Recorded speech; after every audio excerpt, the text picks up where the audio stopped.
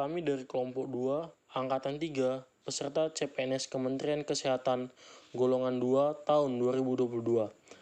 Pada kesempatan kali ini, kami akan menceritakan salah satu tokoh Indonesia inspiratif yang menurut kelompok kami mencerminkan nilai berakhlak. Tokoh tersebut adalah Ibu Susi Pujiastuti. Berikut ini profil beliau.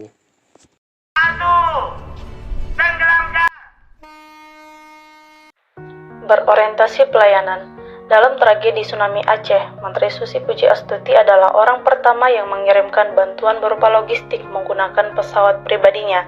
Ia juga berhasil menerapkan kebijakan yang tidak hanya mengusir kapal asing, tetapi juga membuat Indonesia menjadi negara dengan neraca perdagangan perikanan nomor 1 di Asia Tenggara sejak 2015 lalu. Menurutnya, ekspor produk perikanan Indonesia juga konsisten meningkat setiap tahunnya. Pada penyelenggaraan SHE yang ketiga kalinya, Menteri Kelautan dan Perikanan Susi Pujiastuti hadir sebagai salah satu pembicara. Beliau mendorong agar pelaku usaha perikanan nasional menjadi tuan rumah di negeri sendiri. Accountable. Menteri Susi adalah sosok yang penuh semangat dan keberanian, serta tidak bergeming atas ancaman maupun godaan yang datang.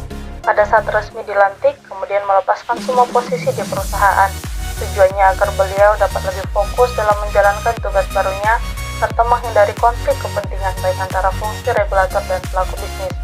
Melalui kebijakan yang dikeluarkannya dalam menghadapi masalah untuk melakukan penanggulangan illegal fishing, yaitu dengan cara penenggelaman kapal serta larangan transshipment di tengah laut, yang dimuat dalam Peraturan Presiden Nomor 115 Tahun 2015 tentang Satuan Tugas Pemberantasan Illegal Fishing. Namanya bahkan sering dikaitkan dengan kata tenggelamkan yang mengacu kepada suatu hukum penenggelaman kapal-kapal asing ilegal yang berada di kawasan perairan Indonesia.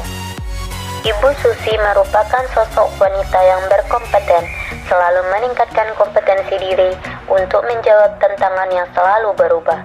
Hal ini dibuktikan dengan banyaknya penghargaan yang didapatkan beliau. Salah satunya adalah masuk daftar wanita paling berpengaruh di dunia dan menempati urutan ke-54. Tidak hanya berhenti sampai di situ, Ibu Susi juga mendapat banyak penghargaan. Di antaranya pelopor wisata dari Dinas Kebudayaan dan Pariwisata Jawa Barat, Pri Maniarta Award, serta menjadi penerima Metro TV Award for Economic di tahun 2006. Ibu Susi merupakan sosok yang harmonis, dibuktikan dengan sikap suka menolong orang lain tanpa melihat latar belakangnya.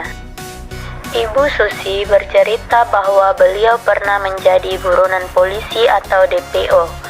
Beliau saat itu membawa 5 ton solar bersubsidi dari Medan ke Simiulu Aceh, dituduh hendak menyelundup oleh kepolisian resort di Sumatera Utara. Ibu Susi mengakui bahwa ia membawa 5 ton solar, hanya saja bukan untuk diselundupkan, melainkan untuk dibagi-bagikan di daerah yang sulit mendapatkan solar.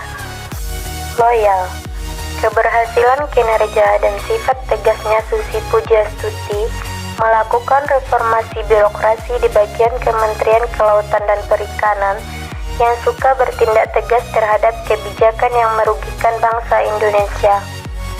Pujiastuti tetap terus mempertahankan keamanan kemaritiman Indonesia menggunakan kebijakannya yang telah dibuat, sehingga program kerjanya dapat tersampaikan dan terlaksana dengan baik.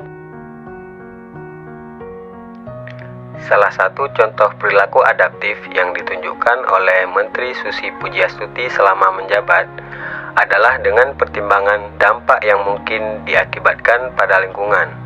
Beliau ikut bergabung dengan sejumlah aktivis lingkungan untuk menggelar aksi menolak penggunaan plastik sekali pakai. Dalam kegiatan tersebut, beliau turun secara langsung untuk melakukan pawai di kawasan Monumen Nasional. Acara ini merupakan acara terbesar di Indonesia dalam rangka menolak plastik sekali pakai. Menteri Kelautan dan Perikanan Susi Pujiastuti meraih penghargaan kemaritiman tertinggi Peter Benchley Ocean Award di Washington DC, Amerika Serikat. Penghargaan diberikan atas visi dan kebijakan pembangunan ekonomi dan konservasi laut di Indonesia.